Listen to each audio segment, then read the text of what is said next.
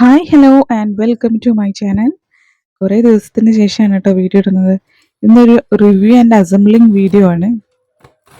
ഒരു പ്ലാസ്റ്റിക് ഓർഗനൈസറിൻ്റെ ആണ് കേട്ടോ. ആമസോണിൽ നിന്നാണ് ഞാൻ ഇത് വാങ്ങിച്ചത്. നമുക്ക് ബോക്സ് തുറക്കാം. ഈ ഒരു ഓർഗനൈസറിന് ഏകദേശം 1053 രൂപ വരുന്നുണ്ട്. ഇതെന്ന് പറയുന്നത് ഒരു 20x20 സെൻറ്റിമീറ്ററും 3 സെൻറ്റിമീറ്ററുമാണ് അതിൻ്റെ ഒരു സൈസ് എന്ന് പറയുന്നത്. ഡിസ്ക്രിപ്ഷനിൽ കൊടുത്ത സൈസാണിത്. നമുക്ക് നോക്കാം എത്ര സൈസ് ഉണ്ട് എന്നൊക്കെ. അപ്പം 2 ടയറാണ് ഇത് വരുന്നത് കേട്ടോ.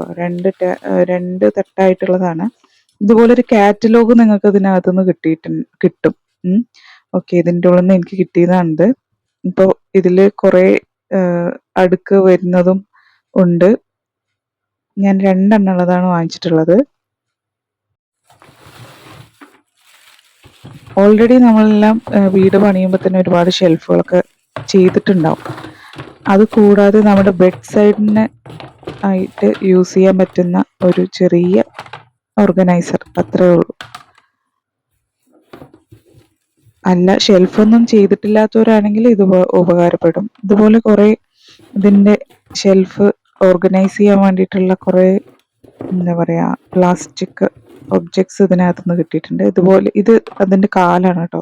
താഴെ വെക്കാനുള്ള കാലാണ് ഈ ബ്രൗൺ കളർ. വൈറ്റ് കളറാണ് ഞാൻ വാങ്ങിച്ചിട്ടുള്ളത്.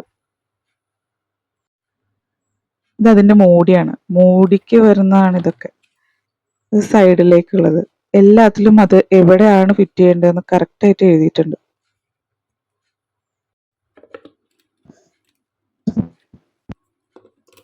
ഈ ഒരു ലെഗ് ആദ്യം നമുക്ക് അതിനൊന്ന് ഫിറ്റ് ചെയ്ത് കൊടുക്കാം.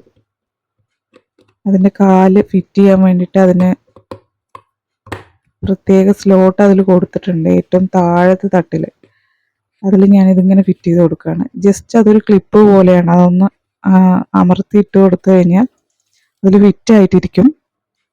ഓക്കെ, അത് ആദ്യം നമ്മളവിടെ വെച്ചു. അതിന് മുകളിലായിട്ട് ഇതുപോലെ സൈഡ് സ്റ്റാൻഡുകൾ ഫിറ്റ് ചെയ്യണം. അതിനൊരു സ്ലൈഡ് ചെയ്ത് കയറ്റാൻ വേണ്ടിയിട്ട് ഇതാണ്ടോ ബാക്ക് സൈഡ് എന്ന് കൊടുത്തിട്ടുണ്ട്. ആ സൈഡ് ബാക്ക് സൈഡിലേക്ക് ആക്കിക്കൊണ്ട് നമുക്കതിനെ ഫിറ്റ് ചെയ്യാം. ബാക്ക് സൈഡിലേക്കുള്ളത് ബാക്ക് സൈഡിലേക്കാണെന്നും റൈറ്റ് സൈഡിലേക്കുള്ളത് റൈറ്റ് സൈഡിലേക്കാണെന്നും ലെഫ്റ്റിലേക്കുള്ളത് ലെഫ്റ്റ് ആണെന്നും ഇതിൽ കാണിച്ചിട്ടുണ്ട്. അതനുസരിച്ച് നമ്മൾ ഫിറ്റ് ചെയ്ത് കൊടുക്കാം.